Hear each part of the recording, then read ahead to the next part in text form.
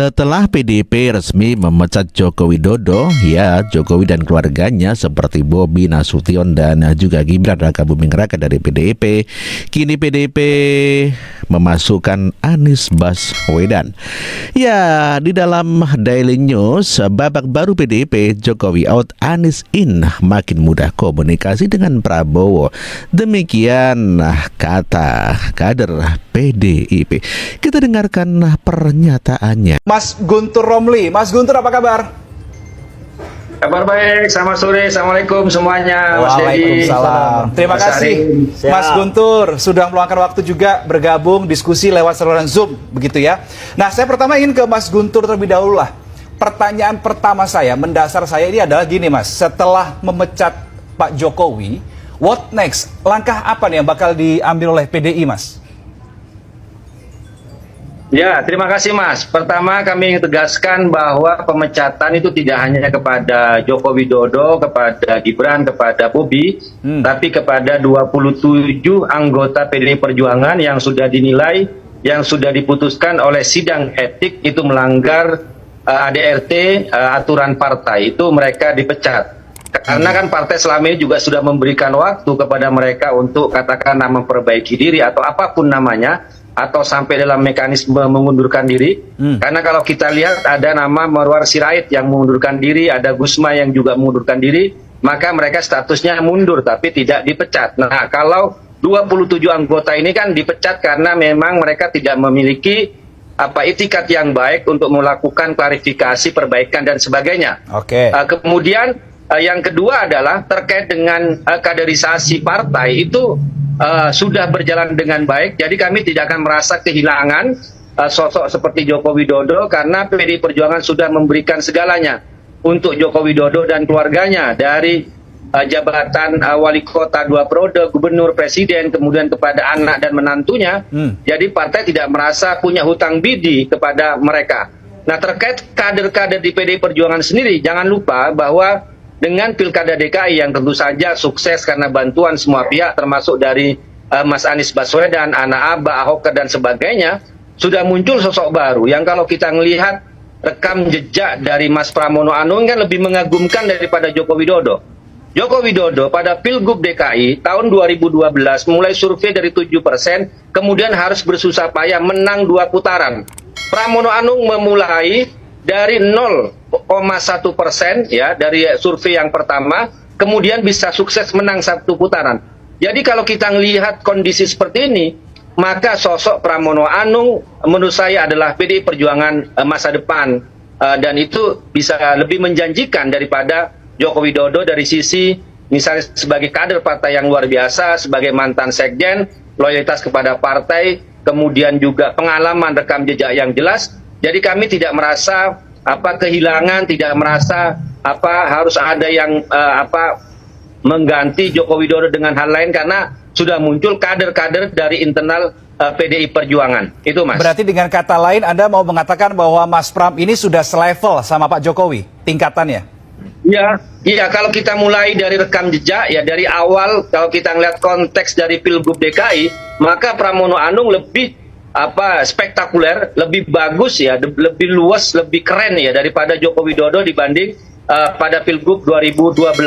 Dan ingat bahwa dalam Pilgub DKI sekarang juga adalah PDI Perjuangan itu maju sendiri, tentu saja dibantu dengan para relawan ya. Seperti saya sebutkan tadi, ada Ana Abah, ada Forkabi, ada FBR, ada Ahoker, ada ormas-ormas yang lain. Itu yang menjadi kunci kemenangan Mas Pram bahwa bersama warga DKI, bersama warga Jakarta, dan paling penting adalah bagaimana Mas Pram melakukan rekonsiliasi terhadap katakanlah yang mungkin terluka dari 2016-2017 Pilgub DKI antara pendukung Pak Ahok dengan pendukung Pak Anies, kemudian dari mantan-mantan gubernur sebelumnya seperti Pak Foke, Bang Yos juga, dan itu disatukan dan itulah menjadi kekuatan utama. Dan saya kira ini menjadi modal besar untuk Mas Pram semakin berkiprah selanjutnya. Begitu, Mas. Kemenangan Mas Pram di Pilkada Jakarta juga salah satunya seperti Anda akui tadi adalah tidak terlepas dari anak Abah yang juga ini terafiliasi dengan seorang figur Anies Baswedan. Nah, saya mau tahu PDI Perjuangan melihat Pak Anies ini sebagai figur yang menarik tidak sih? Oh, tentu saja. Tentu saja, dan kami selalu mengatakan bahwa Mas Anies itu adalah salah satu kunci utama kemenangan Mas Pram Bang Dul di Pilgub DKI. Kita tidak bisa mengingkari hal itu. Kemudian kalau sekarang misalnya, dan kami selalu berharap bahwa untuk ke depan, untuk melayani masyarakat Jakarta, Mas Anies tetap kami harapkan bisa tetap membantu. Yang paling penting adalah program-program yang bagus dari Mas Anies, tentu saja juga dari Pak Ahok juga. Itu sudah janjinya dari Mas Pram dan Bang Dul akan dilanjutkan. Apa saja yang belum selesai, yang baik-baik itu juga akan dilanjutkan. Apa yang sudah terwujud akan dilestarikan dan juga akan terus diperbaiki, akan dirawat. Ini menarik ini ketika tadi dikatakan bahwa akan mencoba untuk tetap melibatkan Pak Anies begitu di eranya Mas Pram. Kira-kira dilibatkannya seperti apa nih, Mas Guntur? Sebelum nanti saya tanyakan responnya ke Mas Arin. Ya, kalau itu kan masih dalam perbincangan internal ya Mas, dalam perbincangan internal, tapi pada intinya ketika Mas Pram sudah berjanji program-program yang bagus dari Mas Anies yang belum terlaksana itu akan dilaksanakan, apa yang sudah itu akan terus dirawat.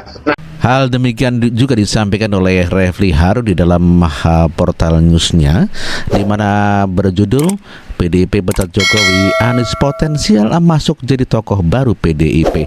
Kita dengarkan pernyataan Refli Harun. Anies adalah salah satu pendiri Ormas Nasdem bersama SP sebelum Nasdem jadi parpol. Anies pernah buat andil sejarah di Nasdem, bukan sekedar tamu. Tidak, Pak Anies buat partai sendiri bersama Pak Tom Lembong.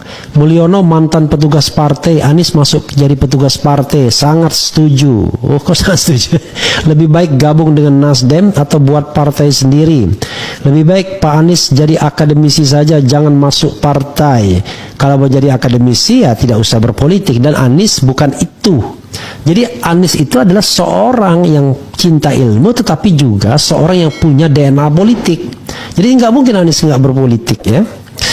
Kalau mau dipinang menjadi ketua Nasdem, why not? Sebagai persiapan maju nominasi Pilpres 2029.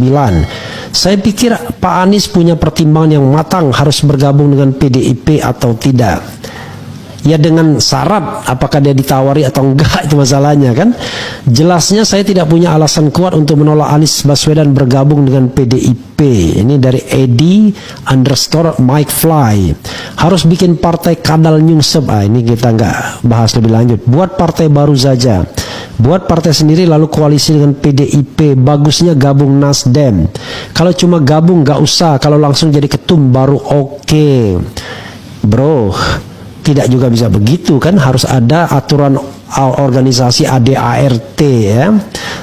Trauma Islamofobia oleh PDIP, syukur alhamdulillah. PD itu oke, setuju asal dicalonkan untuk presiden. Mana mungkin Pak Anies gabung dengan partai-partai yang selama ini semuanya gombal. Kalau sampai gabung secara tidak langsung tidak minta dukungan FPI, oke. Ntar diprank lagi wakakak dan lain sebagainya ya. Itu dari yang mereka yang mengisi polling. Coba kita sedikit baca dari mereka yang. Jadi memang kalau kita lihat ya, Pak Anies dan juga PDI Perjuangan memang memiliki ada hal yang sama, yaitu terkait dengan keberpihakan terhadap rakyat kecil. Dalam hal ini kita tahu bahwa apa yang menjadi selama ini misi yang dibangun oleh Pak Anies, keberpihakan terhadap rakyat melalui program-program konkret, program-program sosial yang nyata untuk warga, juga terkait dengan warga miskin kota. Misalnya perkampungan-perkampungan yang dibangun untuk warga miskin, dan itu kan ternyata selaras dengan apa yang diperjuangkan oleh PDI Perjuangan. DPP partai akan mengumumkan surat keputusan pemecatan terhadap Saudara Joko Widodo, Saudara Gibran Rakabuming Raka, dan Saudara Bobi Nasution, serta 27 anggota lain yang kena pemecatan. Adapun surat SK saya baca sebagai berikut. 1. Surat keputusan nomor 1649 KPTS DPP _12 Angkar Maui _2024 tentang pemecatan Joko Widodo dari keanggotaan Partai Demokrasi Indonesia Perjuangan. Dewan Pimpinan Pusat Partai Demokrasi Indonesia Perjuangan menimbang dan seterusnya mengingat dan seterusnya memperhatikan, memutuskan, satu, menetapkan, satu, memberi sanksi organisasi berupa pemecatan kepada Joko Widodo dari keanggotaan Partai Demokrasi Indonesia Perjuangan.